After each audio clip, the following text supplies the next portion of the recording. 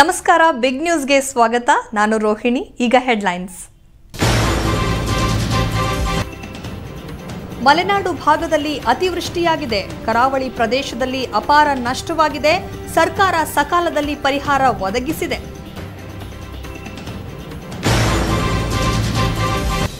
ಶಾಸಕ ಗಣೇಶ್ ಹುಕ್ಕೇರಿ ಎಡವಟ್ಟು ಮಾಡಿಕೊಂಡ್ರು. ಹುತಾತ್ಮ ಯೋಧರಿಗೆ ಶುಭಾಶಯ ಕೋರಿದ್ರು. ಗಣರಾಜ್ಯೋತ್ಸವದಲ್ಲಿ ಎಲ್ಲರೆದುರು ಮುಖಭಂಗಕ್ಕೆ ಒಳಗಾದರು.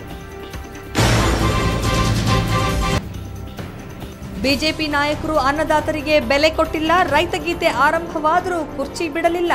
ಶೆಟ್ಟರ್ ಜೋಶಿ ಕುಳಿತವರು ಮೇಲೇಳಲಿಲ್ಲ.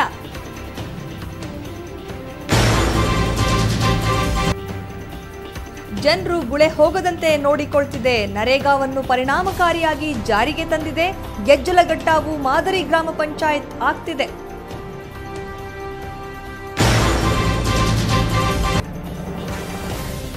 ಈ ವಾರ್ಡ್ ಸೌಲಭ್ಯಗಳಿಂದ ವಂಚಿತವಾಗಿದೆ. ಕ್ರಮ ಕೈಗೊಳ್ಳುವಲ್ಲಿ ಪುರಸಭೆ ವಿಫಲವಾಗಿದೆ. ಅಧಿಕಾರಿಗಳ ವಿರುದ್ಧ ಭಾರೀ ಆಕ್ರೋಶ ವ್ಯಕ್ತವಾಗ್ತಿದೆ. 70ನೇ ಗಣರಾಜ್ಯೋತ್ಸವವನ್ನು ಇಂದು ಭಾರತದೆಲ್ಲೆಡೆ ಸಂಭ್ರಮ ಸಡಗರದಿಂದ ಆಚರಿಸಲಾಯಿತು. ನವದೆಹಲಿ, ಕರ್ನಾಟಕ ಸೇರಿದಂತೆ ವಿವಿಧ ರಾಜ್ಯಗಳಲ್ಲಿ ಧ್ವಜಾರೋಹಣ ನೆರವೇರಿಸುವ ಮೂಲಕ ಗಣರಾಜ್ಯೋತ್ಸವವನ್ನು ಅದ್ದೂರಿಯಾಗಿ ಆಚರಿಸಲಾಯಿತು. ಇನ್ನು ರಾಜ್ಯದ ವಿವಿಧ ಕಡೆ ನಡೆದ ಗಣರಾಜ್ಯೋತ್ಸವ ಕಾರ್ಯಕ್ರಮ ಕುರಿತ ಬ್ಯೂರೋ ರಿಪೋರ್ಟ್ ಇಲ್ಲಿದೆ ನೋಡಿ. 70ನೇ ಗಣರಾಜ್ಯೋತ್ಸವದ ಅಂಗವಾಗಿ ಬೆಂಗಳೂರು ನಗರದ ಮಾಣಿಕ್ ಷಾ ಪರೇಡ್ ಮೈದಾನದಲ್ಲಿ ರಾಜ್ಯಪಾಲ ವಜುಭಾಯಿ ವಾಲಾ ಧ್ವಜಾರೋಹಣ ನೆರವೇರಿಸಿದರು.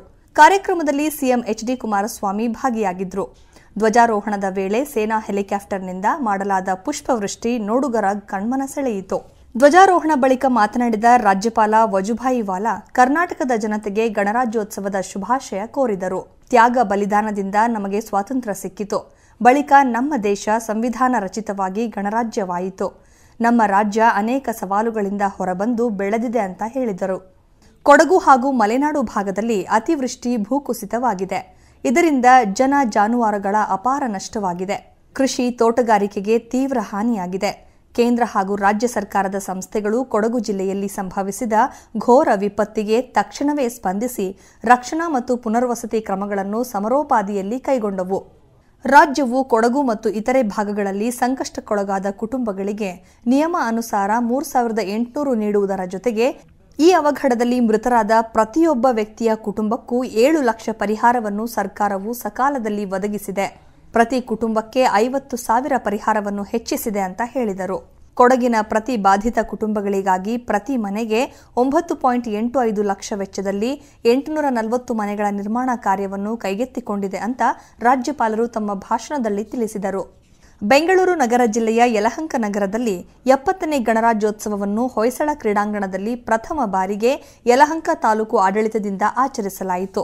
ಕಾರ್ಯಕ್ರಮದಲ್ಲಿ ಶಾಸಕ ವಿಶ್ವನಾಥ್ ಮಾತನಾಡಿ, ಬಾಬಾ ಸಾಹೇಬ್ ಅಂಬೇಡ್ಕರ್ ಶ್ರಮದಿಂದ ಸಂವಿಧಾನ ರಚನೆಯಾಗಿದೆ. ಆ ಸಂವಿಧಾನದಿಂದಲೇ ಇಲ್ಲಿ ಆಡಳಿತ ಅನುಭವಿಸಲು ಸಾಧ್ಯವಾಗಿದೆ ಅಂತ ತಿಳಿಸಿದರು. ಈ ವೇಳೆ ತಹಶೀಲ್ದಾರ್ ಮಂಜುನಾಥ್ ಮಾತನಾಡಿ, ಸಂವಿಧಾನದ ನೀತಿ ನಿಯಮಗಳನ್ನು ಪ್ರತಿಯೊಬ್ಬರೂ ಅಳವಡಿಸಿಕೊಳ್ಳಬೇಕು ಅಂತ ಹೇಳಿದರು. ಇದೇ ವೇಳೆ ರಾಷ್ಟ್ರೀಯ ಪ್ರಶಸ್ತಿ ಪುರಸ್ಕೃತರಾದವರನ್ನು ಅಭಿನಂದಿಸಿ ಗೌರವಿಸಲಾಯಿತು. ಇನ್ನು ಬೆಳಗಾವಿ ಜಿಲ್ಲೆಯ ಅಥಣಿ ತಾಲೂಕಿನ ಭೋಜರಾಜ ದೇಸಾಯಿ ಕ್ರೀಡಾಂಗಣದಲ್ಲಿ ತಾಲೂಕು ಆಡಳಿತದ ವತಿಯಿಂದ ಸಂಭ್ರಮದ 70ನೇ ಗಣರಾಜ್ಯೋತ್ಸವ ಜರುಗಿತು. ಅಧ್ಯಕ್ಷತೆಯನ್ನು ವಹಿಸಿದ್ದ ಅಥಣಿ ಶಾಸಕ ಮಹೇಶ್ ಕುಮಠಳ್ಳಿ ಮಾತನಾಡಿ, ಅಥಣಿ ಸಾಕಷ್ಟು ಅಭಿವೃದ್ಧಿ ಆಗಬೇಕಾಗಿದೆ. ಅಥಣಿ ಅಭಿವೃದ್ಧಿಗಾಗಿ ನಾನು ಯಾವುದೇ ತ್ಯಾಗಕ್ಕೂ ಸಿದ್ಧ ಅಂತ ಹೇಳಿದ್ದಾರೆ. ಅಥಣಿ ಮತಕ್ಷೇತ್ರದಲ್ಲಿ ವಿವಿಧ ಇಲಾಖೆಗಳಿಂದ 100 ಕೋಟಿಯಷ್ಟು ಕೆಲಸ ಸಮಗ್ರವಾಗಿ ಚಾಲನೆಯಲ್ಲಿದೆ. ಅಥಣಿ ಪಟ್ಟಣದಲ್ಲಿ 19 ಕೋಟಿಯಷ್ಟು ವೆಚ್ಚದಲ್ಲಿ ವಿವಿಧ ಅಭಿವೃದ್ಧಿ ಕಾಮಗಾರಿಗಳು ಸಾಗುತ್ತಿವೆ. 137 ಕೋಟಿ ರೂಪಾಯಿಗಳ 11 ಹಳ್ಳಿಗಳ ಕೆರೆಗಳನ್ನು ತುಂಬುವ ಕಾರ್ಯಕ್ರಮ ಪ್ರಗತಿಯಲ್ಲಿದೆ. 5-6 ತಿಂಗಳುಗಳಲ್ಲಿ 250 ಕೋಟಿ ರೂಪಾಯಿಗಳಷ್ಟು ವೆಚ್ಚದಲ್ಲಿ ಅಭಿವೃದ್ಧಿ ಕಾರ್ಯ ಭರದಿಂದ ಸಾಗುತ್ತಿದೆ. ಇದಕ್ಕೂ ಮುನ್ನ ಅಥಣಿ ತಹಶೀಲ್ದಾರ್ ಎಂಎನ್ ಬಳಿಗಾರ್ ಧ್ವಜಾರೋಹಣ ನೆರವೇರಿಸಿ ಮಾತನಾಡಿದರು. ಕಾರ್ಯಕ್ರಮದಲ್ಲಿ ಪೊಲೀಸ್ ಇಲಾಖೆ, ಗೃಹ ರಕ್ಷಕ ದಳ, ಶಾಲಾ ಮಕ್ಕಳಿಂದ ಆಕರ್ಷಕ ಪಥ ಸಂಚಲನ ಜರುಗಿತು. ತಹಶೀಲ್ದಾರ್ ಎಂಎನ್ ಬಳಿಗಾರ್ ರವರಿಗೆ ಧ್ವಜವಂದನೆ ಸಲ್ಲಿಸಲಾಯಿತು. ಶಾಸಕ ಮಹೇಶ್ ಕುಮಠಳ್ಳಿ ಮಹಾತ್ಮ ಗಾಂಧೀಜಿ, ಡಾಕ್ಟರ್ ಬಿಆರ್ ಅಂಬೇಡ್ಕರ್ ಅವರ ಭಾವಚಿತ್ರಕ್ಕೆ ಪೂಜೆ ಸಲ್ಲಿಸಿದರು. ಮಕ್ಕಳಿಂದ ದೇಶಭಕ್ತಿಯ ಕಾರ್ಯಕ್ರಮಗಳು ಜರುಗಿದವು. ಇದೇ ವೇಳೆ ಬೆಳಗಾವಿ ಜಿಲ್ಲೆಯ ಚಿಕ್ಕೋಡಿ ಪಟ್ಟಣದ ಆರ್ಡಿ ಮೈದಾನದಲ್ಲಿ ನಡೆದ ಗಣರಾಜ್ಯೋತ್ಸವದಲ್ಲಿ ಭಾಷಣ ಮಾಡುವ ಚಿಕ್ಕೋಡಿ ಸದಲಗ ಶಾಸಕ ಗಣೇಶ್ ಹುಕ್ಕೇರಿ ಎಡವಟ್ಟು ಮಾಡಿಕೊಂಡಿದ್ದಾರೆ. ಅದರಲ್ಲೂ ಗಣರಾಜ್ಯೋತ್ಸವ ತಮ್ಮ ಅಧ್ಯಕ್ಷೀಯ ಭಾಷಣದ ಮಾತಿನ ಭರಾಟೆಯಲ್ಲಿ ಚಿಕ್ಕೋಡಿ ಸದಲಗ ಶಾಸಕ ಗಣೇಶ್ ಹುಕ್ಕೇರಿ ನಾಲಿಗೆ ಜಾರಿಸಿ ಮಾತನಾಡಿದ್ದಾರೆ. ಅವರು ತಮ್ಮ ಭಾಷಣದಲ್ಲಿ ಎಡವಟ್ಟು ಮಾಡಿಕೊಂಡಿದ್ದು, ಸ್ವತಂತ್ರಕ್ಕಾಗಿ ಬಲಿದಾನ ಕೊಟ್ಟ ಯೋಧರನ್ನು ಸ್ಮರಿಸುವ ಬದಲು ಅದೇ ಸೈನಿಕರಿಗೆ ಶುಭಾಶಯ ಕೋರಿ ಮುಖಭಂಗಕ್ಕೆ ಒಳಗಾಗಿದ್ದಾರೆ. ಇನ್ನು ಗುಮ್ಮಟನಗರಿ ವಿಜಯಪುರದಲ್ಲಿ 70ನೇ ಗಣರಾಜ್ಯೋತ್ಸವ ದಿನಾಚರಣೆ ಆಚರಿಸಲಾಯಿತು. ಅಂಬೇಡ್ಕರ್ ಕ್ರೀಡಾಂಗಣದಲ್ಲಿ ನಡೆದ ಕಾರ್ಯಕ್ರಮದಲ್ಲಿ ಜಿಲ್ಲಾ ಉಸ್ತುವಾರಿ ಹಾಗೂ ತೋಟಗಾರಿಕೆ ಸಚಿವ ಎಂಸಿ ಮನಗೂಳಿ ಧ್ವಜಾರೋಹಣ ನೆರವೇರಿಸಿದರು. ವಿಜಯಪುರ ನಗರ ಶಾಸಕ ಬಸನಗೌಡ ಪಾಟೀಲ್ ಯತ್ನಾಳ್, ಜಿಲ್ಲಾ ಎಸ್ಪಿ ಪ್ರಕಾಶ್ ನಿಕಂ, ಜಿಲ್ಲಾಧಿಕಾರಿ ಎಸ್ಬಿ ಶೆಟ್ಟಣ್ಣನವರ್, ಜಿಲ್ಲಾ ಪಂಚಾಯತ್ ಸಿಇಒ ವಿಕಾಸ್ ಸುರಳಕರ್ ಭಾಗಿಯಾಗಿದ್ದರು. ಬಳಿಕ ಕಾರ್ಯಕ್ರಮದಲ್ಲಿ ನಡೆದ ವಿದ್ಯಾರ್ಥಿಗಳ ಹಾಗೂ ಪೊಲೀಸ್ ಅಧಿಕಾರಿಗಳ ಪಥ ಸಂಚಲನ ಗಮನ ಸೆಳೆಯಿತು. ಈ ನಡುವೆ ಗಣರಾಜ್ಯೋತ್ಸವಕ್ಕೆ ತೆರಳುತ್ತಿದ್ದ ಶಿಕ್ಷಕರು ಹಾಗೂ ವಿದ್ಯಾರ್ಥಿಗಳ ಮೇಲೆ ಕಾರು ಹರಿದ ಪರಿಣಾಮ 6 ಮಂದಿ ಗಂಭೀರವಾಗಿ ಗಾಯಗೊಂಡ ಘಟನೆ ಧಾರವಾಡ ನಗರದಲ್ಲಿ ನಡೆದಿದೆ. ಇಲ್ಲಿನ ವಾಟರ್ ಬೋರ್ಡ್ ಬಳಿ ಅಪಘಾತ ನಡೆದಿದೆ. ಕೆಇ ಬೋರ್ಡ್ ಶಾಲೆ ಪ್ರಿನ್ಸಿಪಾಲ್ ಸುನೀತಾ ಕಡಪಟ್ಟಿ ಹಾಗೂ ವಿದ್ಯಾರ್ಥಿಗಳಾದ ಪೂಜಾ ನಿಡುಗುಂದಿ, ಚೈತ್ರಾ ಕೊಪ್ಪದ, ಅನ್ನಪೂರ್ಣ ಚಲವಾದಿ ಗಾಯಗೊಂಡಿದ್ದಾರೆ. ಗಾಯಾಳುಗಳನ್ನು ಜಿಲ್ಲಾಸ್ಪತ್ರೆಗೆ ರವಾನೆ ಮಾಡಲಾಗಿದ್ದು, 2 ವಿದ್ಯಾರ್ಥಿಗಳ ಸ್ಥಿತಿ ಚಿಂತಾಜನಕವಾಗಿದೆ. ಹೆಚ್ಚಿನ ಚಿಕಿತ್ಸೆಗೆ ಎಸ್ಡಿಎಂ ಆಸ್ಪತ್ರೆಗೆ ಗಾಯಾಳುಗಳನ್ನು ಸ್ಥಳಾಂತರಿಸಲಾಗಿದೆ. ಬಳಿಕ ಸಚಿವ ಸಿಎಸ್ ಶಿವಳ್ಳಿ ಜಿಲ್ಲಾಸ್ಪತ್ರೆ ಮತ್ತು ಸ್ಥಳೀಯ ಎಸ್ಡಿಎಂ ಆಸ್ಪತ್ರೆಗೆ ಭೇಟಿ ನೀಡಿ ಗಾಯಗೊಂಡವರ ಆರೋಗ್ಯವನ್ನು ವಿಚಾರಿಸಿದರು. ಬಳಿಕ ಸುದ್ದಿಗಾರರೊಂದಿಗೆ ಮಾತನಾಡಿದ ಅವರು, ಗಾಯಗೊಂಡಿರುವ ವಿದ್ಯಾರ್ಥಿಗಳು ಬೇಗ ಗುಣಮುಖ ಹೊಂದಲು ಸೂಕ್ತ ಚಿಕಿತ್ಸೆ ಒದಗಿಸುವಂತೆ ವೈದ್ಯಾಧಿಕಾರಿಗಳಿಗೆ ಸೂಚನೆ ನೀಡಿದ್ದೇನೆ ಎಂದರು. ಸಚಿವರೊಂದಿಗೆ ಜಿಲ್ಲಾಧಿಕಾರಿ ದೀಪಾ ಚೋಳನ್, ಅಪರ ಆಯುಕ್ತ ಇಬ್ರಾಹಿಂ ಮೈಗುರಾ ಸೇರಿದಂತೆ ಜಿಲ್ಲಾಡಳಿತದ ಅಧಿಕಾರಿಗಳು ಭೇಟಿ ನೀಡಿದ್ದರು. ಇದಕ್ಕೂ ಮೊದಲು ಧಾರವಾಡದಲ್ಲಿ ಗಣರಾಜ್ಯೋತ್ಸವದ ಅಂಗವಾಗಿ ಆರ್ಎನ್ ಶೆಟ್ಟಿ ಮೈದಾನದಲ್ಲಿ ಪೌರಾಡಳಿತ ಸಚಿವ ಸಿಎಸ್ ಶಿವಳ್ಳಿ ಧ್ವಜಾರೋಹಣ ನೆರವೇರಿಸಿದರು. ಬಳಿಕ ಮಾತನಾಡಿದ ಸಚಿವ ಸಿಎಸ್ ಶಿವಳ್ಳಿ, ಗಣರಾಜ್ಯೋತ್ಸವದ ಮಹತ್ವವನ್ನು ವಿದ್ಯಾರ್ಥಿಗಳಿಗೆ ತಿಳಿಸಿದರು. ಸರ್ಕಾರದ ಕೆಲ ಯೋಜನೆಗಳನ್ನು ಸದುಪಯೋಗಪಡಿಸಿಕೊಂಡು ಉತ್ತಮ ಜೀವನ ನಡೆಸಲು ಕರೆ ನೀಡಿದರು. ಬಳಿಕ ವಿವಿಧ ಶಾಲಾ ಮಕ್ಕಳಿಂದ ಸಾಂಸ್ಕೃತಿಕ ಕಾರ್ಯಕ್ರಮಗಳು ಜರುಗಿದವು. ಇನ್ನು ಬಾಗಲಕೋಟೆಯ ನವನಗರದ ಜಿಲ್ಲಾ ಕ್ರೀಡಾಂಗಣದಲ್ಲಿ ಗಣರಾಜ್ಯೋತ್ಸವದ ಅಂಗವಾಗಿ ಜಿಲ್ಲಾ ಉಸ್ತುವಾರಿ ಸಚಿವ ಶಿವಾನಂದ ಪಾಟೀಲ್ ಧ್ವಜಾರೋಹಣ ನೆರವೇರಿಸಿದರು. ನಂತರ ಪೊಲೀಸ್ ಇಲಾಖೆಯ ಸಿಬ್ಬಂದಿಗಳಿಂದ ಭಯೋತ್ಪಾದಕರ ಮೇಲೆ ದಾಳಿ ಮಾಡುವ ಬಗ್ಗೆ ಅಣುಕು ಪ್ರದರ್ಶನ ನಡೆಯಿತು. ಅಲ್ಲದೆ ಕಣ್ಣಿಗೆ ಬಟ್ಟೆ ಕಟ್ಟಿಕೊಂಡು AK-47 ಲೋಡ್ ಮಾಡುವ ಬಗ್ಗೆ ಅಣುಕು ಪ್ರದರ್ಶನ ನಡೆಸಲಾಯಿತು. ಸಚಿವರಾದ ಶಿವಾನಂದ ಪಾಟೀಲ್ ಮಾತನಾಡಿ, ಸಾಲ ಮನ್ನಾ ಯೋಜನೆಯಡಿ ಜಿಲ್ಲೆಯಲ್ಲಿ 1,40,732 ರೈತರು 759.98 ಕೋಟಿ ರೂಪಾಯಿ ಸಾಲ ಮನ್ನಾದ ಲಾಭ ಪಡೆಯಲಿದ್ದಾರೆ. ಡಿಸೆಂಬರ್ 12ರಂದು ಮುಖ್ಯಮಂತ್ರಿಗಳು 2,796 ರೈತರಿಗೆ ಋಣಮುಕ್ತ ಪ್ರಮಾಣ ಪತ್ರವನ್ನು ನೀಡಿದ್ದಾರೆ ಅಂತ ತಿಳಿಸಿದರು. ನಂತರ ಶಾಲಾ ಮಕ್ಕಳಿಂದ ವಿವಿಧ ಸಾಂಸ್ಕೃತಿಕ ಕಾರ್ಯಕ್ರಮಗಳು ಜರುಗಿದವು. ಈ ನಡುವೆ ರಾಯಚೂರು ಜಿಲ್ಲೆಯಾದ್ಯಂತ 70ನೇ ಗಣರಾಜ್ಯೋತ್ಸವವನ್ನು ಅದ್ದೂರಿಯಾಗಿ ಆಚರಿಸಲಾಯಿತು. ರಾಯಚೂರು ನಗರದ ಪೊಲೀಸ್ ಕವಾಯತ್ತು ಮೈದಾನದಲ್ಲಿ ಜಿಲ್ಲಾ ಉಸ್ತುವಾರಿ ಸಚಿವ ವೆಂಕಟರಾವ್ ನಾಡಗೌಡರು ಧ್ವಜಾರೋಹಣ ನೆರವೇರಿಸಿ ರಾಷ್ಟ್ರಧ್ವಜಕ್ಕೆ ಗೌರವ ಸಲ್ಲಿಸಿದರು.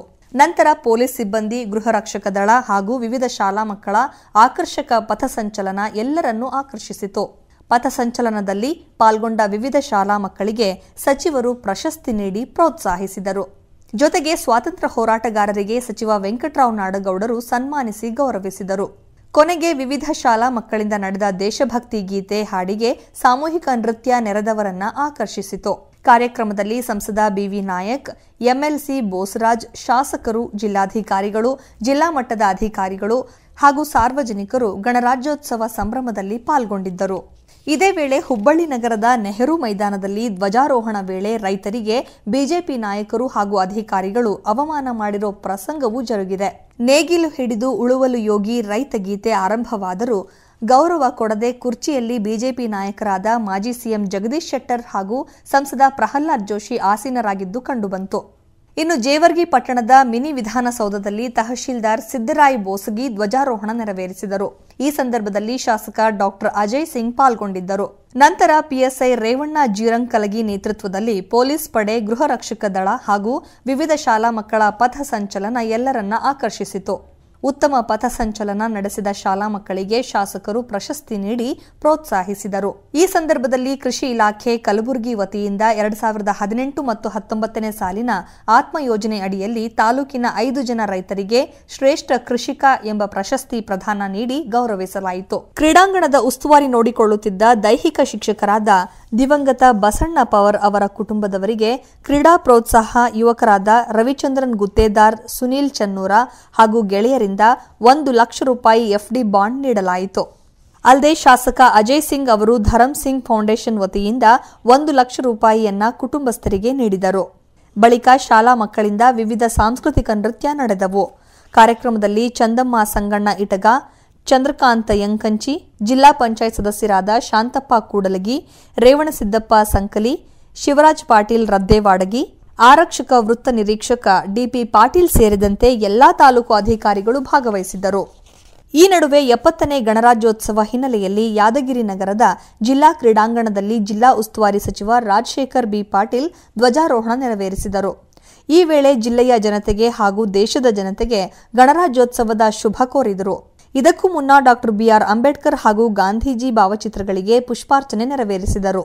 ಇದೇ ವೇಳೆ ವಿವಿಧ ಕ್ಷೇತ್ರದಲ್ಲಿ ಸಾಧನೆಗೈದ ಹಾಗೂ ಗಣನೀಯ ಸೇವೆ ಸಲ್ಲಿಸಿದ ಸಾಧಕರಿಗೆ ಸನ್ಮಾನಿಸಲಾಯಿತು. ಬಳಿಕ ಪೊಲೀಸ್ ಸಿಬ್ಬಂದಿ ಹಾಗೂ ವಿವಿಧ ಶಾಲಾ ಮಕ್ಕಳಿಂದ ಪಥಸಂಚಲನ ಕಾರ್ಯಕ್ರಮ ನಡೆಯಿತು. ಅಲ್ಲದೆ ಶಾಲಾ ಕಾಲೇಜು ಮಕ್ಕಳಿಂದ ವಿವಿಧ ಸಾಂಸ್ಕೃತಿಕ ಕಾರ್ಯಕ್ರಮ ನಡೆದವು. ಯಾದಗಿರಿ ಶಾಸಕ ವೆಂಕಟರೆಡ್ಡಿ ಮುದ್ನಾಳ್, ಜಿಲ್ಲಾ ಪಂಚಾಯತ್ ಅಧ್ಯಕ್ಷ ರಾಜಶೇಖರ್ ಗೌಡ ಪಾಟೀಲ್ ವಜ್ಜಲ, ಜಿಲ್ಲಾಧಿಕಾರಿ M Kurmarao, SP Yeda Martin ಕಾರ್ಯಕ್ರಮದಲ್ಲಿ ಉಪಸ್ಥಿತರಿದ್ದರು. ಇನ್ನು ಹಿರಿಯೂರು ನಗರದ ತಾಲೂಕು ಕ್ರೀಡಾಂಗಣದಲ್ಲಿ 70ನೇ ಭಾರತೀಯ ಗಣರಾಜ್ಯೋತ್ಸವ ಆಚರಿಸಲಾಯಿತು. ತಹಶೀಲ್ದಾರ್ ಜೆಸಿ ವೆಂಕಟೇಶಯ್ಯ ಧ್ವಜಾರೋಹಣ ನೆರವೇರಿಸಿದರು. ನಂತರ ಶಾಸಕಿ ಕೆ ಪೂರ್ಣಿಮಾ ಶ್ರೀನಿವಾಸ್ ಶಾಲಾ ವಿದ್ಯಾರ್ಥಿಗಳಿಂದ ಧ್ವಜವಂದನೆ ಸ್ವೀಕರಿಸಿದರು. ತಹಶೀಲ್ದಾರ್ ಜೆಸಿ ವೆಂಕಟೇಶಯ್ಯ ಗಣರಾಜ್ಯೋತ್ಸವದ ಶುಭ ಸಂದೇಶವನ್ನ ತಿಳಿಸಿದರು. ನಂತರ ಕಾರ್ಯಕ್ರಮದ ಅಧ್ಯಕ್ಷತೆ ವಹಿಸಿ ಮಾತನಾಡಿದ ಶಾಸಕಿ ಕೆ ಪೂರ್ಣಿಮಾ ಶ್ರೀನಿವಾಸ್, ದೇಶದ ಪ್ರತಿಯೊಬ್ಬ ನಾಗರಿಕನೂ ಏಕತೆ ಮತ್ತು ಸಮಗ್ರತೆ ಕಾಪಾಡುವಲ್ಲಿ ಬದ್ಧರಾಗಬೇಕು ಅಂತ ಕರೆ ನೀಡಿದರು. ಇನ್ನು ಶಾಲಾ ಮಕ್ಕಳಿಂದ ಸಾಂಸ್ಕೃತಿಕ ಕಾರ್ಯಕ್ರಮದಲ್ಲಿ ತ್ರಿವಿಧ ದಾಸೋಹಿ ಶ್ರೀ ಶ್ರೀ ಶ್ರೀ ಶಿವಕುಮಾರ ಸ್ವಾಮೀಜಿ ಭಾವಚಿತ್ರ ಪ್ರದರ್ಶಿಸಿದರು. ಕಾರ್ಯಕ್ರಮದಲ್ಲಿ ಚಂದ್ರಪ್ಪ, ಮಂಜುಳಾ, ಮಹಂತೇಶ್, ಡಿವೈಎಸ್ಪಿ ವೆಂಕಟಪ್ಪ ನಾಯಕ, ಸಿಪಿಐ ಕೆಟಿ ಗುರುರಾಜ್ ಹಾಗೂ ತಾಲೂಕಿನ ಜನಪ್ರತಿನಿಧಿಗಳು, ಅಧಿಕಾರಿಗಳು, ವಿದ್ಯಾರ್ಥಿಗಳು ಭಾಗವಹಿಸಿದರು. ಇದೇ ವೇಳೆ ಸೇಡಂ ಪಟ್ಟಣದ ಕ್ರೀಡಾಂಗಣ ಮೈದಾನದಲ್ಲಿ ತಾಲೂಕು ಆಡಳಿತದಿಂದ 70ನೇ ಗಣರಾಜ್ಯೋತ್ಸವ ದಿನಾಚರಣೆ ಮಾಡಲಾಯಿತು. ಕಾರ್ಯಕ್ರಮದಲ್ಲಿ ಸಹಾಯಕ ಆಯುಕ್ತ ಸ್ನೇಹಲ್ ಲೋಖಂಡೆ ನೆರವೇರಿಸಿದರು. ಶಾಸಕ ರಾಜಕುಮಾರ ಪಾಟೀಲ್ ತೇಲ್ಕೂರ ಅಧ್ಯಕ್ಷತೆ ವಹಿಸಿ ಗಣರಾಜ್ಯೋತ್ಸವದ ಶುಭಾಶಯ ಕೋರಿದರು. ನಂತರ ಪಥಸಂಚಲನ ಹಾಗೂ ಶಾಲಾ ಕಾಲೇಜುಗಳ ಮಕ್ಕಳಿಂದ ವಿವಿಧ ಸಾಂಸ್ಕೃತಿಕ ಕಾರ್ಯಕ್ರಮ ನಡೆದವು. ಈ ಸಂದರ್ಭದಲ್ಲಿ ಸೇಡಂ ತಹಶೀಲ್ದಾರ್ ಸುಬ್ಬಣ್ಣ ಜಮಖಂಡಿ, ತಾಲೂಕು ಪಂಚಾಯತ್ ಅಧ್ಯಕ್ಷೆ ಇಂದ್ರದೇವಿ, ಸೇಡಂ ಸಿಪಿಐ ಶಂಕರಗೌಡ ವಿ ಪಾಟೀಲ್ ಸೇರಿದಂತೆ ಹಲವು ಗಣ್ಯರು ಭಾಗವಹಿಸಿದ್ದರು. ಇನ್ನು ಹುಣಸೂರಿನ ಮುನೇಶ್ವರ ಕಾವಲು ಮೈದಾನದಲ್ಲಿ 70ನೇ ವರ್ಷದ ಗಣರಾಜ್ಯೋತ್ಸವ ಕಾರ್ಯಕ್ರಮ ಶಾಸಕ ಎಚ್ ವಿಶ್ವನಾಥ್ ಅಧ್ಯಕ್ಷತೆಯಲ್ಲಿ ಸಡಗರ ಸಂಭ್ರಮದಿಂದ ನಡೆಯಿತು. ಉಪವಿಭಾಗಾಧಿಕಾರಿ ಶೇಖ್ ತನ್ವೀರ್ ಆಸಿಫ್ ಧ್ವಜಾರೋಹಣ ನೆರವೇರಿಸಿದರು. ಬಳಿಕ ನಡೆದ ವಿವಿಧ ಸಾಂಸ್ಕೃತಿಕ ಹಾಗೂ ಪಥಸಂಚಲನ ಕಾರ್ಯಕ್ರಮದಲ್ಲಿ ಶಾಲಾ ಮಕ್ಕಳು ಭಾಗಿಯಾದರು. ಈ ವೇಳೆ ನಗರ ಸಭಾಧ್ಯಕ್ಷ ಮಹದೇವ್ ಮಾತನಾಡಿದರು. ಕಾರ್ಯಕ್ರಮದಲ್ಲಿ ವಕೀಲ ಪುಟ್ಟರಾಜು, ಸರ್ಕಾರಿ ಅಧಿಕಾರಿಗಳು ಹಾಗೂ ಶಾಲಾ ವಿದ್ಯಾರ್ಥಿಗಳು ಭಾಗವಹಿಸಿದರು. ಇನ್ನು ಇದೇ ವೇಳೆ ಕೋಲಾರ ಜಿಲ್ಲೆಯ ಶ್ರೀನಿವಾಸಪುರ ನಗರದಲ್ಲಿ ಸರ್ಕಾರಿ ಬಾಲಕಿಯರ ಪದವಿ ಪೂರ್ವ ಕಾಲೇಜಿನ ಆವರಣದಲ್ಲಿ ಗಣರಾಜ್ಯೋತ್ಸವ ಹಮ್ಮಿಕೊಳ್ಳಲಾಗಿತ್ತು. ಕಾರ್ಯಕ್ರಮದಲ್ಲಿ ತಾಲೂಕಿನ ತಹಶೀಲ್ದಾರ್ ರಾಜೀವ್ ಧ್ವಜಾರೋಹಣ ನೆರವೇರಿಸಿದರು. ಬಳಿಕ ಪೊಲೀಸ್ ಸಿಬ್ಬಂದಿಗಳು, ಎನ್ಸಿಸಿ ವಿದ್ಯಾರ್ಥಿಗಳು ಪರೇಡ್ ನಡೆಸಿದರು. ಅಲ್ಲದೆ ಶಾಲಾ ಮಕ್ಕಳು ಸಾಂಸ್ಕೃತಿಕ ಕಾರ್ಯಕ್ರಮಗಳನ್ನು ನಡೆಸಿಕೊಟ್ಟರು. ಕಾರ್ಯಕ್ರಮದಲ್ಲಿ ಬಿಇಒ ಶಂಶುನಿಸ್, ಗ್ರಾಮ ಪಂಚಾಯಿತಿ ಮಾಜಿ ಸದಸ್ಯ KK Manjunath, SI Venkatesh, circle inspector Venkataramanappa ಸೇರಿದಂತೆ ಹಲವರು ಭಾಗವಹಿಸಿದ್ರು. ಇನ್ನು ಮಂಡ್ಯ ಜಿಲ್ಲೆಯ ಕೆಆರ್ಪೇಟೆ ತಾಲೂಕಿನ ಕಿಕ್ಕೇರಿ ಪಟ್ಟಣದ ಪೊಲೀಸ್ ಠಾಣೆ ಮುಂಭಾಗದಲ್ಲಿರುವ ದ್ರೋಣಾಲಯ ವಿದ್ಯಾಸಂಸ್ಥೆ ಗಣರಾಜ್ಯೋತ್ಸವ ಆಚರಣೆ ಮಾಡದಿರೋದು ಸಾರ್ವಜನಿಕ ವಲಯದಲ್ಲಿ ಆಕ್ರೋಶಕ್ಕೆ ಕಾರಣವಾಗಿದೆ. ಗಣರಾಜ್ಯೋತ್ಸವ ಆಚರಣೆ ಮಾಡದಿರೋ ಬಗ್ಗೆ ಸಂಸ್ಥೆ ನಡೆಸುತ್ತಿರೋ ಸಮಂತರನ್ನ ವಿಚಾರಿಸಿದಾಗ ಶುಕ್ರವಾರ ಮಕ್ಕಳಿಗೆ ಡೆಂಟಲ್ ಶಿಬಿರ ಇಟ್ಟಿದ್ದು ಶಿಕ್ಷಕರು ಆಯಾಸವಾಗಿದ್ದಾರೆ, ಹಾಗಾಗಿ ಆಚರಣೆ ಮಾಡುತ್ತಿಲ್ಲ ಅಂತ ಹೇಳಿದ್ದಾರೆ. ಬಳಿಕ ರಾಹುಲ್ ಅವರ ಜೊತೆ ಮಾತನಾಡಿದಾಗ, ನಮ್ದು ಪ್ರೀ ಸ್ಕೂಲ್ ಕಟ್ಟಡ ಕಾಮಗಾರಿ ಹಂತದಲ್ಲಿದೆ. ಪ್ರತಿ ಶನಿವಾರ ಭಾನುವಾರ ರಜೆ ದಿನದಲ್ಲಿ ಕೆಲಸ ನಡೆಯುತ್ತಿದೆ. ಇಂದು ಶನಿವಾರವಾಗಿದೆ, ಹಾಗಾಗಿ ಇಂದು ಆಚರಣೆ ಮಾಡಿಲ್ಲ ಅಂತ ಹೇಳಿದ್ರು. ಇನ್ನು ಈ ಸಂಬಂಧ ಬಿಇಒ ರೇವಣ್ಣ ಅವರನ್ನು ಕೇಳಿದಾಗ, ಖಾಸಗಿ ಶಾಲೆಯವರು ಗಣರಾಜ್ಯೋತ್ಸವ ಆಚರಣೆ ಮಾಡಬೇಕಿರುವುದು ಕಡ್ಡಾಯ. ಇದು ಸ್ಟ್ಯಾಂಡಿಂಗ್ ಆದೇಶ. ಯಾವ ಖಾಸಗಿ ಶಾಲೆಗಳು ಆಚರಣೆ ಮಾಡಿಲ್ಲ, ಅವರ ವಿರುದ್ಧ ಕ್ರಮ ತೆಗೆದುಕೊಳ್ಳುತ್ತೇನೆ ಅಂತ ತಿಳಿಸಿದರು. ದ್ರೋಣಾಲಯ ವಿದ್ಯಾಸಂಸ್ಥೆ ಆಡಳಿತ ಮಂಡಳಿ ಗಣರಾಜ್ಯೋತ್ಸವ ಕಾರ್ಯಕ್ರಮ ಆಚರಣೆ ವಿಚಾರದಲ್ಲಿ ಬೇಜವಾಬ್ದಾರಿ ಪ್ರದರ್ಶನ ಮಾಡುತ್ತಿರುವುದು ಸಾರ್ವಜನಿಕರ ಆಕ್ರೋಶಕ್ಕೆ ಕಾರಣವಾಗಿದೆ.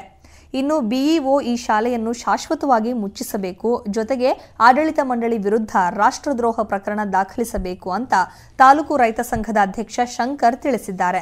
ಇದೇ ವೇಳೆ ಪಾಂಡವಪುರ ಪಟ್ಟಣದ ಕ್ರೀಡಾಂಗಣದಲ್ಲಿ ತಾಲೂಕು ಆಡಳಿತದಿಂದ 70ನೇ ಗಣರಾಜ್ಯೋತ್ಸವ ದಿನಾಚರಣೆ ಆಚರಿಸಲಾಯಿತು.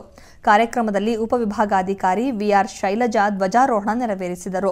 ನಂತರ ಹಾರೋಹಳ್ಳಿಯ ಶಾಲಾ ಮಕ್ಕಳು ಭ್ರಷ್ಟಾಚಾರ ಮತ್ತು ಅನ್ಯಾಯದ ನೃತ್ಯವನ್ನು ಮಾಡುವ ಮೂಲಕ ನೆರೆದಿದ್ದ ಸಾರ್ವಜನಿಕರ ಹಾಗೂ ಅಧಿಕಾರಿಗಳ ಮನರಂಜಿಸಿದರು.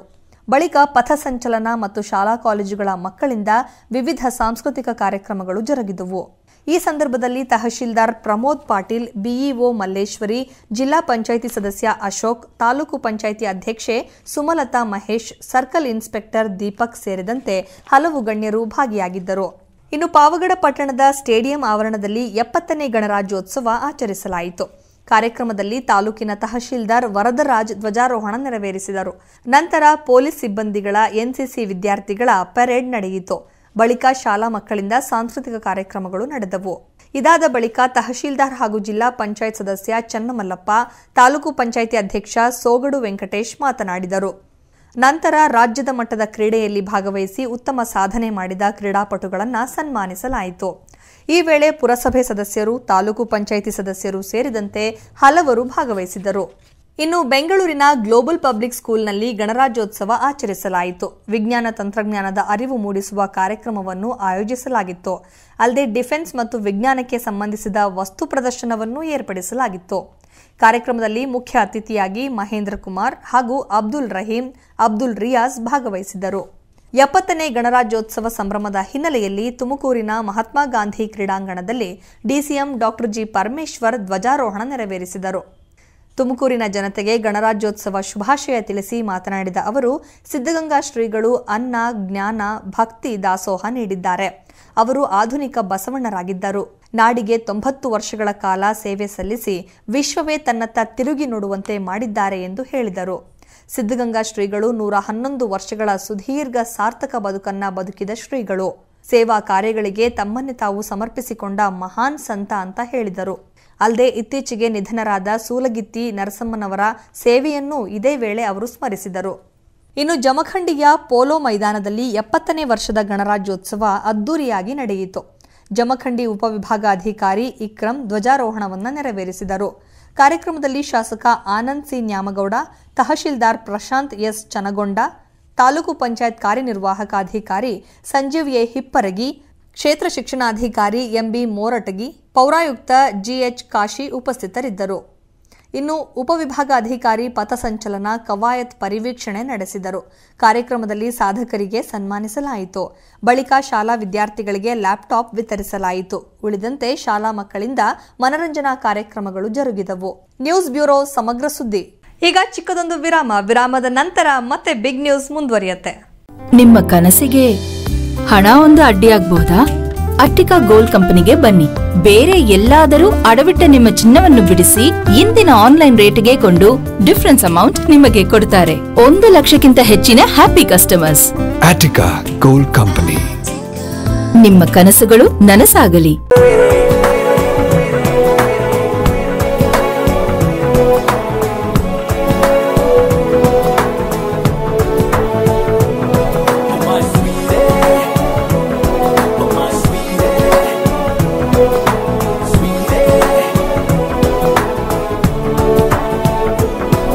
ವಿರಾಮದ ನಂತರ ಮತ್ತೆ ಬಿಗ್ ನ್ಯೂಸ್ಗೆ ಸ್ವಾಗತ. ರಾಯಚೂರು ಜಿಲ್ಲೆಯಲ್ಲಿ 3 ವರ್ಷಗಳಿಂದ ಬರಗಾಲ ತಾಂಡವವಾಡುತ್ತಿದೆ. ಸದ್ಯ ಬರಕ್ಕೆ ಬೇಸತ್ತು ಇಲ್ಲಿನ ಜನರು ನಗರಗಳತ್ತ ಗುಳೆ ಹೊರಟಿದ್ದಾರೆ. ಆದರೆ ಈ ಜನರನ್ನ ಗುಳೆ ಹೋಗುವುದನ್ನು ತಡೆಯುವಲ್ಲಿ ಈ ಜಿಲ್ಲೆಯ ಗ್ರಾಮ ಪಂಚಾಯತ್ ಒಂದು ಮುಂದಾಗಿದೆ. ಅಷ್ಟಕ್ಕೂ ಯಾವುದು ಆ ಪಂಚಾಯತ್ ಅಂತೀರಾ? ನೀವೇ ನೋಡಿ.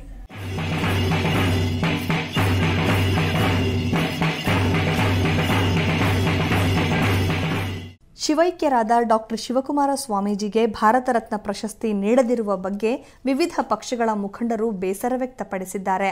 ಅಂದಹಾಗೆ ರಾಯಚೂರಿನಲ್ಲಿ ಮಾತನಾಡಿದ ಸಚಿವ ವೆಂಕಟರಾವ್ ನಾಡಗೌಡರು, ನಡೆದಾಡುವ ದೇವರು ಶ್ರೀ ಶಿವಕುಮಾರ ಸ್ವಾಮೀಜಿ ಅವರಿಗೆ ಭಾರತ ರತ್ನ ಪ್ರಶಸ್ತಿ ನೀಡದಿರುವುದಕ್ಕೆ ಬೇಸರ ವ್ಯಕ್ತಪಡಿಸಿದರು. ಸುದ್ದಿಗಾರರೊಂದಿಗೆ ಮಾತನಾಡಿದ ಅವರು, ಕೇಂದ್ರ ಸರ್ಕಾರ ನೀಡುವ ಭಾರತ ರತ್ನ ಪ್ರಶಸ್ತಿಯನ್ನು ಈ ಬಾರಿ ಶ್ರೀಗಳಿಗೆ ನೀಡಬೇಕು ಎಂದು ಒತ್ತಾಯ ಮಾಡಲಾಗಿತ್ತು. ಕೇಂದ್ರ ಸರ್ಕಾರ ಶ್ರೀಗಳಿಗೆ ಭಾರತ ರತ್ನ ಘೋಷಣೆ ಮಾಡಿದರೆ ನಾನು ಗೌರವ ಸಲ್ಲಿಸುತ್ತೇನೆ ಅಂತ ಹೇಳಿದರು. ಬಂದೇ ನವಾಜ್ ಗಲಗ್, ಸಮಗ್ರ ಸುದ್ದಿ, ರಾಯಚೂರು. ಆ ಪಟ್ಟಣದ ವಾರ್ಡ್ ಒಂದು ಮೂಲ ಸೌಲಭ್ಯಗಳಿಂದ ವಂಚಿತವಾಗಿದೆ. ಹೀಗಾಗಿ ಅಲ್ಲಿನ ನಾಗರಿಕರು ಇದೀಗ ಪುರಸಭೆ ವಿರುದ್ಧ ಸಿಡಿದೆದ್ದಿದ್ದಾರೆ. ಅಲ್ಲದೆ ಸೌಲಭ್ಯಗಳನ್ನು ಒದಗಿಸುವಲ್ಲಿ ಪುರಸಭೆ ವಿಫಲವಾಗಿದೆ. ಜೊತೆಗೆ ಇಲ್ಲಿ ಸಮಸ್ಯೆಗಳು ತಾಂಡವವಾಡುತ್ತಿದ್ರೂ ಕ್ರಮ ಕೈಗೊಳ್ತಿಲ್ಲ ಅಂತ ಆಕ್ರೋಶ ವ್ಯಕ್ತಪಡಿಸಿದ್ದಾರೆ. ಹೌದು, ಇದು ಕೋಲಾರ ಜಿಲ್ಲೆಯ ಮಾಲೂರು ಪಟ್ಟಣ. ಸದ್ಯ ಈ ಪಟ್ಟಣದ 22ನೇ ವಾರ್ಡ್ ಮೂಲಭೂತ ಸೌಲಭ್ಯಗಳಿಂದ ವಂಚಿತವಾಗಿದೆ. ಹೀಗಾಗಿ ಅಲ್ಲಿನ ನಾಗರಿಕರು ಇದೀಗ ಪುರಸಭೆ ವಿರುದ್ಧ ಸಿಡಿದೆದ್ದಿದ್ದಾರೆ. ಅಲ್ಲದೆ ಸೌಲಭ್ಯಗಳನ್ನು ಒದಗಿಸುವಲ್ಲಿ ಪುರಸಭೆ ವಿಫಲವಾಗಿದೆ. ಇಲ್ಲಿ ಸಮಸ್ಯೆಗಳು ತಾಂಡವವಾಡುತ್ತಿದ್ದರೂ ಕ್ರಮ ಕೈಗೊಳ್ತಿಲ್ಲ ಅಂತ ಆಕ್ರೋಶ ವ್ಯಕ್ತಪಡಿಸಿದ್ದಾರೆ. ಇನ್ನು ಮಾಲೂರು ರೈಲ್ವೆ ಸ್ಟೇಷನ್ ಬಳಿಯ ಸುಭಾಷ್ ನಗರದಲ್ಲಿ ಸುಮಾರು ದಿನಗಳಿಂದ ಮೂಲಭೂತ ಸೌಕರ್ಯ ಇಲ್ಲದೆ ಪರದಾಡುವಂತಾಗಿದೆ. ಜೊತೆಗೆ ಇದರ ಬಗ್ಗೆ ನಮ್ಮ ವಾರ್ಡ್ ಸದಸ್ಯರಿಗೆ ಮನವಿ ಮಾಡಿದ್ದೇವೆ. ಅವರು ಪುರಸಭೆಯ ಅಧಿಕಾರಿ ಬಳಿ ಚರ್ಚೆ ಮಾಡಲಾಗಿದೆ ಎಂದು ಹೇಳುತ್ತಾರೆ. ಆದರೆ ಇದುವರೆಗೂ ಯಾರೂ ಇದರ ಬಗ್ಗೆ ಕ್ರಮ ಕೈಗೊಂಡಿಲ್ಲ ಅಂತ ಆಕ್ರೋಶ ವ್ಯಕ್ತಪಡಿಸಿದ್ದಾರೆ. ಇದಲ್ಲದೆ 6 ತಿಂಗಳುಗಳಿಂದ ಚರಂಡಿ ಸ್ವಚ್ಛಗೊಳಿಸಿಲ್ಲ. ಸಂಜೆ ಆದರೆ ಸೊಳ್ಳೆ ಕಾಟ ಶುರುವಾಗುತ್ತದೆ. ಸೊಳ್ಳೆ ಕಚ್ಚಿ ಮಕ್ಕಳಿಗೆ ಜ್ವರ ಕಾಣಿಸಿಕೊಳ್ಳುತ್ತಿದೆ. ಹೀಗಾಗಿ ಈ ವಿಚಾರವನ್ನ ಪುರಸಭೆ ಅಧಿಕಾರಿಗಳ ಗಮನಕ್ಕೆ ತಂದರೆ ತಲೆಕೆಡಿಸಿಕೊಳ್ಳುವುದಿಲ್ಲ. ಹಾಗೆ ವಾರ್ಡ್ ಸದಸ್ಯರನ್ನ ಕೇಳಿದ್ರೆ ಪುರಸಭೆ ಅಧ್ಯಕ್ಷರಿಗೆ ನಮ್ಮ ವಾರ್ಡಿನ ಸಮಸ್ಯೆ ತಿಳಿಸಿದ್ದೇವೆ, ಅವರು ನಿಮ್ಮ ಸಮಸ್ಯೆ ಬಗೆಹರಿಸಲು ಕ್ರಮ ಕೈಗೊಳ್ಳುತ್ತೇನೆ ಎಂದು ಭರವಸೆ ನೀಡಿದ್ದಾರೆ ಎನ್ನುವ ಮಾತುಗಳನ್ನು ಹೇಳುತ್ತಾರೆ. ಆದರೆ ಇದುವರೆಗೂ ಸದಸ್ಯರು ಹೇಳಿದಂತೆ ಯಾವುದೇ ಸಮಸ್ಯೆ ಪರಿಹಾರಗೊಂಡಿಲ್ಲ ಅಂತ ಕಿಡಿಕಾರಿದ್ರು. ಸರ್, ನಾನು ದಾರಿ ನೋಡಿಸ್ತೀನಪ್ಪ ಅಂತ ಅವ್ರಿಗೂ ಹೇಳಿದೆ. ಆಮೇಲೆ ಇವ್ರಿಗೂ ಹೇಳಿದೆ, ನಾನು ದಾರಿ ನೋಡಿಸ್ತೀನಿ ನೀರು ಹೋಗಕ್ಕೆ ಅಂತ. ಅವ್ರ ಗಮನಕ್ಕೆ ಯಾರೂ ತಗೊಂಡಿಲ್ಲ. ಇದು 6 ವರ್ಷ 6 ತಿಂಗಳಾಗಿದೆ ಇವರು ಕೌನ್ಸಿಲರ್ ಗೆದ್ದು. ಒಟ್ಟಿನಲ್ಲಿ ಮಾಲೂರಿನ 22ನೇ ವಾರ್ಡ್ನ ಜನರ ಸಮಸ್ಯೆ ಬಗೆಹರಿಯುವ ಲಕ್ಷಣಗಳು ಕಾಣ್ತಿಲ್ಲ. ಅಲ್ಲದೆ ಹೆಚ್ಚಾಗಿ ತಿಂದು ಕಚೇರಿಯಲ್ಲಿ ನಿದ್ರಿಸುತ್ತಿರುವ ಪುರಸಭೆಯವರಿಗೆ ಜನರ ಕೂಗು ಕೇಳಿಸದಿರೋದು ವಿಪರ್ಯಾಸವೇ ಸರಿ. ಬೃಹದಾಕಾರವಾಗಿರುವಂಥ ದೊಡ್ಡ ವಾರ್ಡ್ ಇರೋದ್ರಿಂದ ಅದಕ್ಕೆ ಇನ್ನೂ ಸಾಕಷ್ಟು ಒಂದು ಅಭಿವೃದ್ಧಿಗೆ ಒಂದು ಹಣದ ಕೊರತೆ ಇರೋದ್ರಿಂದ ಅದು ಸ್ವಲ್ಪ ಕೆಲಸ ಆಗದಿದ್ದಂಗೆ ಕಾಣಿಸುತ್ತೆ. ದಾಸ್ ಸಮಗ್ರ ಸುದ್ದಿ ಮಾಲೂರು. ಉತ್ತರ ಕರ್ನಾಟಕದ ಪ್ರಸಿದ್ಧ ಧಾರ್ಮಿಕ ಕ್ಷೇತ್ರವಾಗಿರುವ ಬಾಗಲಕೋಟೆಯ ಬನಶಂಕರಿ ದೇವಿಯ ಜಾತ್ರಾ ಮಹೋತ್ಸವ ಅದ್ದೂರಿಯಾಗಿ ನೆರವೇರಿತು. ಅಲ್ಲದೆ ಶ್ರೀ ಬನಶಂಕರಿ ದೇವಿಯ ಮಹಾರಥೋತ್ಸವಕ್ಕೆ ಸಾವಿರಾರು ಭಕ್ತರು ಸಾಕ್ಷಿಯಾದರು. ಬಾಗಲಕೋಟೆ ಜಿಲ್ಲೆಯ ಕೆರೂರ ಪಟ್ಟಣದ ಭಕ್ತರ ಆರಾಧ್ಯ ದೇವತೆಯಾಗಿರುವ ಶ್ರೀ ಬನಶಂಕರಿ ದೇವಿಯ ಮಹಾರಥೋತ್ಸವವು ಸಾವಿರಾರು ಭಕ್ತರ ಸಮ್ಮುಖದಲ್ಲಿ ಬನಶಂಕರಿ ದೇವಿ ಜಯಘೋಷಗಳ ಮಧ್ಯೆ ಅದ್ದೂರಿಯಾಗಿ ಜರುಗಿತು. ಅಂದಹಾಗೆ ಬನಶಂಕರಿ ದೇವಿಗೆ ವಿಶೇಷ ಪೂಜೆ, ಅಭಿಷೇಕ ಹಾಗೂ ವಿಶೇಷ ಅಲಂಕಾರಗಳೊಂದಿಗೆ ವಿವಿಧ ಪೂಜಾ ಕಾರ್ಯಗಳು ನಡೆದವು. ಇದೇ ವೇಳೆ 5 ದಿನಗಳವರೆಗೆ ನಡೆಯುವ ಜಾತ್ರೆಯಲ್ಲಿ ಪ್ರತಿದಿನ ರಾತ್ರಿ ನಗರದ ವಿವಿಧ ನಾಟ್ಯ ಸಂಘಗಳಿಂದ ಸಾಮಾಜಿಕ ನಾಟಕಗಳು ಪ್ರದರ್ಶನಗೊಳ್ಳಲಿವೆ. ಶ್ರೀಧರ ಚಂದರಗಿ, ಸಮಗ್ರ ಸುದ್ದಿ, ಬಾಗಲಕೋಟೆ. ಕಾಂಗ್ರೆಸ್ ಪಕ್ಷ ನನ್ನ ಯೂಸ್ ಅಂಡ್ ಥ್ರೋ ಮಾಡಿದೆ ಅಂತ ಮುಳಬಾಗಿಲು ಪಕ್ಷೇತರ ಶಾಸಕ ಎಚ್ ನಾಗೇಶ್ ಬೇಸರ ವ್ಯಕ್ತಪಡಿಸಿದ್ದಾರೆ. ಅಲ್ಲದೆ ಕಾಂಗ್ರೆಸ್ಗೆ ಕೊಟ್ಟ ಬೆಂಬಲ ವಾಪಸ್ ಪಡೆದ ಮೇಲೆ ಮನಸ್ಸು ನಿರಾಳವಾಗಿದೆ, ಚೆನ್ನಾಗಿ ನಿದ್ದೆ ಮಾಡುತ್ತಿದ್ದೇನೆ ಅಂತ ವ್ಯಂಗ್ಯವಾಗಿ ಹೇಳಿದ್ದಾರೆ. ಕಾಂಗ್ರೆಸ್ ಪಕ್ಷ ನನ್ನ ಯೂಸ್ ಅಂಡ್ ಥ್ರೋ ಮಾಡಿದೆ ಅಂತ ಮುಳಬಾಗಿಲು ಪಕ್ಷೇತರ ಶಾಸಕ ಎಚ್ ನಾಗೇಶ್ ಬೇಸರ ವ್ಯಕ್ತಪಡಿಸಿದರು. ಕಾಂಗ್ರೆಸ್ ಪಕ್ಷಕ್ಕೆ ಬೆಂಬಲ ವಾಪಸ್ ಪಡೆದ ಮೇಲೆ ಮೊದಲ ಬಾರಿಗೆ ಕ್ಷೇತ್ರಕ್ಕೆ ಆಗಮಿಸಿ ಸುದ್ದಿಗಾರರೊಂದಿಗೆ ಮಾತನಾಡಿದ ಅವರು, ನನಗೆ ಸಮ್ಮಿಶ್ರ ಸರ್ಕಾರದಿಂದ ಅನ್ಯಾಯವಾಗಿದ್ದು ಸರ್ಕಾರದಲ್ಲಿ ನನ್ನನ್ನು ಅಗೌರವದಿಂದ ನಡೆಸಿಕೊಂಡಿದ್ದಾರೆ ಅಂತ ವಿಷಾದಿಸಿದರು. ಇನ್ನು ಸಚಿವ ಸ್ಥಾನದ ಆಸೆ ತೋರಿಸಿದ್ರೂ ನಂತರ ಬೋರ್ಡ್ ಅಧ್ಯಕ್ಷ ಸ್ಥಾನದ ಆಸೆ ತೋರಿಸಿ ಉದ್ದೇಶಪೂರ್ವಕವಾಗಿ ನನ್ನನ್ನು ಕಡೆಗಣಿಸಿದ್ದು, ಇದರಿಂದ ಬೇಸತ್ತು ಕಾಂಗ್ರೆಸ್ ಪಕ್ಷಕ್ಕೆ ನೀಡಿದ ಬೆಂಬಲವನ್ನು ವಾಪಸ್ ಪಡೆದಿದ್ದೇನೆ. ಚುನಾವಣೆಯಲ್ಲಿ ಗೆದ್ದಾಗ ಹೆಂಡತಿ ಮಕ್ಕಳನ್ನು ಬಿಟ್ಟು ಕಾಂಗ್ರೆಸ್ ಪಕ್ಷದ ಹಿಂದೆ ಹೋದೆ, ಆದರೆ ಅವರು ಸರಿಯಾಗಿ ನಡೆಸಿಕೊಂಡಿಲ್ಲ ಅಂತ ದೂರಿದರು. ಇದಲ್ಲದೆ ಕ್ಷೇತ್ರದ ಜನತೆ ಜೊತೆ ಚರ್ಚೆ ನಡೆಸಿ ಮುಂದಿನ ನಿರ್ಧಾರ ತೆಗೆದುಕೊಳ್ಳುವುದಾಗಿ ತಿಳಿಸಿದರು. ಜೊತೆಗೆ ಪವರ್ ಮಿನಿಸ್ಟರ್ ಶಿವಕುಮಾರ್ ಕೂಡ ನನ್ನನ್ನು ಸರಿಯಾಗಿ ನಡೆಸಿಕೊಂಡಿಲ್ಲ, ಹೀಗಾಗಿ ಕಾಂಗ್ರೆಸ್ಗೆ ಕೊಟ್ಟ ಬೆಂಬಲ ವಾಪಸ್ ಪಡೆದ ಮೇಲೆ ಮನಸ್ಸು ನಿರಾಳವಾಗಿದೆ, ಚೆನ್ನಾಗಿ ನಿದ್ದೆ ಮಾಡುತ್ತಿದ್ದೇನೆ ಅಂತ ಹೇಳಿದರು. ಇದೇ ವೇಳೆ ಬಿಜೆಪಿಗೆ ಬೆಂಬಲ ಸೂಚಿಸುತ್ತೀರಾ ಅಥವಾ ರಾಜ್ಯ ಸರ್ಕಾರಕ್ಕೆ ನಿಮ್ಮ ಬೆಂಬಲ ಸೂಚಿಸುವಿರಾ ಎಂಬ ಪ್ರಶ್ನೆಗೆ ಉತ್ತರಿಸಿದ ಅವರು, ಮುಂದಿನ ದಿನಗಳಲ್ಲಿ ನನ್ನ ನಿರ್ಧಾರ ಪ್ರಕಟಿಸುವೆ ಎಂದಷ್ಟೇ ಉತ್ತರಿಸಿದರು. ರಾಮಕೃಷ್ಣ, ಸಮಗ್ರ ಸುದ್ದಿ, ಮುಳಬಾಗಿಲು. ಬಾಗಲಕೋಟೆ ಜಿಲ್ಲೆಯ ಜಮಖಂಡಿ ಪೊಲೀಸರು ಭರ್ಜರಿ ಕಾರ್ಯಾಚರಣೆ ನಡೆಸಿದ್ದಾರೆ. ಸದ್ಯ ಲಕ್ಷಾಂತರ ನಗದು ಹಾಗೂ ವಾಹನ ಸಹಿತ 6 ಜನ ಕುಖ್ಯಾತ ಕಳ್ಳರನ್ನು ಬಂಧಿಸುವಲ್ಲಿ ಯಶಸ್ವಿಯಾಗಿದ್ದಾರೆ. ಇನ್ನು ಪರಾರಿಯಾಗಿರುವ 4 ಬಂಧನಕ್ಕೆ ಶೋಧ ಕಾರ್ಯ ಮುಂದುವರೆದಿದೆ. ಇತ್ತೀಚೆಗೆ ಲಾರಿ ಹಾಗೂ ಅದರಲ್ಲಿದ್ದ 173 ಕ್ವಿಂಟಾಲ್ ಗೋವಿನ ಜೋಳ ದರೋಡೆಯಾಗಿದ್ದ ಪ್ರಕರಣವನ್ನು ಭೇದಿಸುವಲ್ಲಿ ಜಮಖಂಡಿ ಪೊಲೀಸರು ಯಶ ಕಂಡಿದ್ದಾರೆ. ಬೆಳಗಾವಿ ಹಾಗೂ ವಿಜಯಪುರ ಜಿಲ್ಲೆಯವರಾದ ಭುಜಂಗ ಜಾಧವ್, ಬಸಯ್ಯ ಹಿರೇಮಠ್, ಶಿವಾನಂದ ಕುರುಬರ, ಸಿದ್ದಾರೂಢ ಕುರುಬರ, ಯಾಸೀನ್ ಯಾದವಾಡ, ಹಾಲಪ್ಪ ಬಬಲಿ ಎಂಬ ಆರೋಪಿಗಳನ್ನು ಬಂಧಿಸಿದ್ದಾರೆ. ಪೊಲೀಸರು ಬಂಧಿತರಿಂದ 2.50 ಲಕ್ಷ ಮೌಲ್ಯದ ಲಾರಿ ಹಾಗೂ ಗೋವಿನ ಜೋಳವನ್ನು ಮಾರಿ ಬಂದ ನಗದು ಹಣ 1,65,000 ರೂಪಾಯಿ, ಕೃತ್ಯಕ್ಕೆ ಉಪಯೋಗಿಸಿದ ಒಂದು ಕ್ರೂಸರ್ ವಾಹನ, ಮಾರುತಿ ಸುಜುಕಿ ಆಲ್ಟೋ ಕಾರು ಹಾಗೂ ಹೀರೋ ಹೊಂಡಾ ಕರಿಷ್ಮಾ ಬೈಕ್ ಅನ್ನು ವಶಕ್ಕೆ ತೆಗೆದುಕೊಂಡಿದ್ದಾರೆ. ಇನ್ನು ಪರಾರಿಯಾಗಿರುವ ವಾಸುದೇವ್ ನಾಯ, ಗಣಪತಿ ವೀರಶೆಟ್ಟಿ, ಸಂತೋಷ್ ಹಾಗೂ ರಾಜು ಎಂಬ 4 ಬಂಧನಕ್ಕೆ ಶೋಧ ಕಾರ್ಯ ನಡೆದಿದೆ. ಸದ್ಯ ಎಸ್ಪಿ ರಿಷ್ಯಂತ್ ಅವರ ಮಾರ್ಗದರ್ಶನದಲ್ಲಿ ಸಿಪಿಐ ಮಹಾಂತೇಶ್ ಹೊಸಪೇಟೆ ನೇತೃತ್ವದ ತಂಡ ಕಾರ್ಯಾಚರಣೆ ನಡೆಸಿದೆ. ಶ್ಯಾಮ ತಳವಾರ್, ಸಮಗ್ರ ಸುದ್ದಿ, ಜಮಖಂಡಿ. ಶಿವೈಕ್ಯರಾದ ಡಾಕ್ಟರ್ ಶಿವಕುಮಾರ ಸ್ವಾಮೀಜಿಗೆ ಭಾರತ ರತ್ನ ಪ್ರಶಸ್ತಿ ನೀಡದಿರುವುದು ನೋವಿನ ಸಂಗತಿಯಾಗಿದೆ ಅಂತ ಸಚಿವ ವೆಂಕಟರಾವ್ ನಾಡಗೌಡರು ತಿಳಿಸಿದ್ದಾರೆ.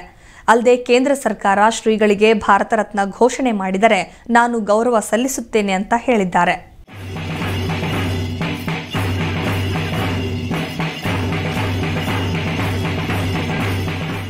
ಶಿವೈಕ್ಯರಾದ ಡಾಕ್ಟರ್ ಶಿವಕುಮಾರ ಸ್ವಾಮೀಜಿಗೆ ಭಾರತ ರತ್ನ ಪ್ರಶಸ್ತಿ ನೀಡದಿರುವ ಬಗ್ಗೆ ವಿವಿಧ ಪಕ್ಷಗಳ ಮುಖಂಡರು ಬೇಸರ ವ್ಯಕ್ತಪಡಿಸಿದ್ದಾರೆ. ಅಂದಹಾಗೆ ರಾಯಚೂರಿನಲ್ಲಿ ಮಾತನಾಡಿದ ಸಚಿವ ವೆಂಕಟರಾವ್ ನಾಡಗೌಡರು, ನಡೆದಾಡುವ ದೇವರು ಶ್ರೀ ಶಿವಕುಮಾರ ಸ್ವಾಮೀಜಿ ಅವರಿಗೆ ಭಾರತ ರತ್ನ ಪ್ರಶಸ್ತಿ ನೀಡದಿರುವುದಕ್ಕೆ ಬೇಸರ ವ್ಯಕ್ತಪಡಿಸಿದರು. ಸುದ್ದಿಗಾರರೊಂದಿಗೆ ಮಾತನಾಡಿದ ಅವರು, ಕೇಂದ್ರ ಸರ್ಕಾರ ನೀಡುವ ಭಾರತ ರತ್ನ ಪ್ರಶಸ್ತಿಯನ್ನು ಈ ಬಾರಿ ಶ್ರೀಗಳಿಗೆ ನೀಡಬೇಕು ಎಂದು ಒತ್ತಾಯ ಮಾಡಲಾಗಿತ್ತು. ಕೇಂದ್ರ ಸರ್ಕಾರ ಶ್ರೀಗಳಿಗೆ ಭಾರತ ರತ್ನ ಘೋಷಣೆ ಮಾಡಿದರೆ ನಾನು ಗೌರವ ಸಲ್ಲಿಸುತ್ತೇನೆ ಅಂತ ಹೇಳಿದರು. ಬಂದೇ ನವಾಜ್ ಗಲಗ್, ಸಮಗ್ರ ಸುದ್ದಿ, ರಾಯಚೂರು. ಅರಣ್ಯದೊಳಗೆ ಪ್ರಾಣಿಗಳನ್ನು ಬೇಟೆಯಾಡಲು ಬಂದೂಕಿನೊಂದಿಗೆ ಬಂದಿದ್ದ ಬೇಟೆಗಾರರನ್ನು ಬಂಧಿಸುವಲ್ಲಿ ಬೇಲೂರು ಅರಣ್ಯ ಅಧಿಕಾರಿಗಳು ಯಶಸ್ವಿಯಾಗಿದ್ದಾರೆ. ಬೇಲೂರು ತಾಲೂಕಿನ ಹಳೆಬೀಡು ಹೋಬಳಿಯ ಐದಳ್ಳಿ ಕಾವಲ್ ಸಂರಕ್ಷಿತ ಅರಣ್ಯಕ್ಕೆ ಪ್ರಾಣಿಗಳನ್ನು ಬೇಟೆಯಾಡಲು ಬಂದಿದ್ದವರನ್ನು ಬಂಧಿಸಲಾಗಿದೆ. ಸಾಣೇನಹಳ್ಳಿ ಗ್ರಾಮದ ರಾಮಪ್ಪ, ಮಹಂತೇಶ್, ಶಿವಣ್ಣ, ವೆಂಕಟೇಶ್ ಬಂಧಿತರು. ಇನ್ನು ಬಂಧಿತರಿಂದ ಕೃತ್ಯಕ್ಕೆ ಬಳಸಲು ತಂದಿದ್ದ ಮಾರುತಿ 800 ಕಾರು, ಲೋಡೆಡ್ ಕೋವಿ ವಶಕ್ಕೆ ಪಡೆದು 4 ಜನರ ಮೇಲೆ ವನ್ಯಜೀವಿ ಕಾಯ್ದೆ ಅಡಿಯಲ್ಲಿ ಪ್ರಕರಣ ದಾಖಲಿಸಲಾಗಿದೆ. ಇದೇ ವೇಳೆ ಕಾರ್ಯಾಚರಣೆಯಲ್ಲಿ ಬೇಲೂರು ವಲಯ ಅರಣ್ಯ ಅಧಿಕಾರಿ ಎಚ್ಕೆ ಮರಿಸ್ವಾಮಿ ತಂಡ, ಬೇಲೂರು ಉಪವಿಭಾಗಾಧಿಕಾರಿ ಡಿ ಗುರುರಾಜ್, ನಿಂಗೇಗೌಡ, ಸಂತೋಷ್ ಕುಮಾರ್, ಸುರೇಶ್, ಜಯಣ್ಣ, ತೀರ್ಥನಾಯಕ್ ಭಾಗವಹಿಸಿದ್ರು. ದಿನೇಶ್ ಬೆಳ್ಳಾವರ, ಸಮಗ್ರ ಸುದ್ದಿ, ಬೇಲೂರು. ಅರಕಲಗೂಡು ನ್ಯಾಯಾಲಯದಲ್ಲಿ ತ್ರಿವಿಧ ದಾಸೋಹಿ ಡಾಕ್ಟರ್ ಶಿವಕುಮಾರ ಸ್ವಾಮೀಜಿ ಅವರ ನಿಧನದ ಹಿನ್ನೆಲೆಯಲ್ಲಿ ಶ್ರದ್ಧಾಂಜಲಿ ಸಭೆ ನಡೆಸಲಾಯಿತು. ಸಭೆಯಲ್ಲಿ ಸಿದ್ಧಗಂಗಾ ಶ್ರೀಗಳ ಆತ್ಮಕ್ಕೆ ಶಾಂತಿ ಕೋರಲಾಯಿತು. ಅರಕಲಗೂಡು ಪಟ್ಟಣದ ನ್ಯಾಯಾಲಯ ಆವರಣದಲ್ಲಿ ತ್ರಿವಿಧ ದಾಸೋಹಿ ಡಾಕ್ಟರ್ ಶಿವಕುಮಾರ ಸ್ವಾಮೀಜಿ ಅವರ ನಿಧನದ ಹಿನ್ನೆಲೆಯಲ್ಲಿ ಶ್ರದ್ಧಾಂಜಲಿ ಸಭೆ ಏರ್ಪಡಿಸಲಾಗಿತ್ತು. ತಾಲೂಕು ವಕೀಲರ ಸಂಘ, ಕಾನೂನು ಸೇವಾ ಪ್ರಾಧಿಕಾರದ ಸಹಯೋಗದಲ್ಲಿ ನಡೆದ ಸಭೆಯಲ್ಲಿ ನ್ಯಾಯಾಧೀಶರಾದ ಯೋಗೇಶ್, ಕೃಷ್ಣಪ್ರಸಾದ್ ರಾವ್ ಅವರು ಶ್ರೀಗಳ ಸೇವೆಯನ್ನು ಸ್ಮರಿಸಿದರು. ಈ ವೇಳೆ ವಕೀಲರ ಸಂಘದ ಅಧ್ಯಕ್ಷ ನಾಗರಾಜು, ಸಂಘದ ಮಹೇಶ್, ರವಿಕುಮಾರ್ ಹಾಗೂ ವಕೀಲರು ಹಾಜರಿದ್ದರು. ಸಂತೋಷ್, ಸಮಗ್ರ ಸುದ್ದಿ, ಅರಕಲಗೂಡು. ಈಗ ಮತ್ತೊಮ್ಮೆ ಹೆಡ್ಲೈನ್ಸ್. ಮಲೆನಾಡು ಭಾಗದಲ್ಲಿ ಅತಿವೃಷ್ಟಿಯಾಗಿದೆ. ಕರಾವಳಿ ಪ್ರದೇಶದಲ್ಲಿ ಅಪಾರ ನಷ್ಟವಾಗಿದೆ. ಸರ್ಕಾರ ಸಕಾಲದಲ್ಲಿ ಪರಿಹಾರ ಒದಗಿಸಿದೆ.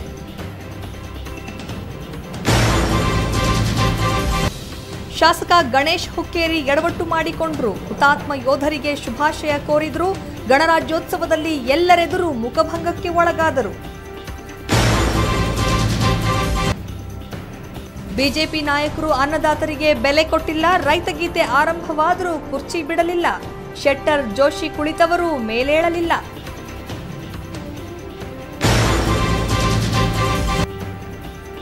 ಜನರು ಗುಳೆ ಹೋಗದಂತೆ ನೋಡಿಕೊಳ್ತಿದೆ. ನರೇಗಾವನ್ನು ಪರಿಣಾಮಕಾರಿಯಾಗಿ ಜಾರಿಗೆ ತಂದಿದೆ.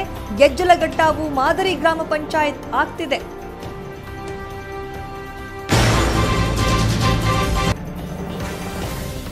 ಈ ವಾರ್ಡ್ ಸೌಲಭ್ಯಗಳಿಂದ ವಂಚಿತವಾಗಿದೆ. ಕ್ರಮ ಕೈಗೊಳ್ಳುವಲ್ಲಿ ಪುರಸಭೆ ವಿಫಲವಾಗಿದೆ. ಅಧಿಕಾರಿಗಳ ವಿರುದ್ಧ ಭಾರೀ ಆಕ್ರೋಶ ವ್ಯಕ್ತವಾಗ್ತಿದೆ. ಇದಿಷ್ಟು ಇವತ್ತಿನ ಪ್ರಮುಖ ಸುದ್ದಿ. ನಿರಂತರ ಸುದ್ದಿಗಾಗಿ ನೋಡ್ತಾ ಇರಿ ಬಿಗ್ ನ್ಯೂಸ್.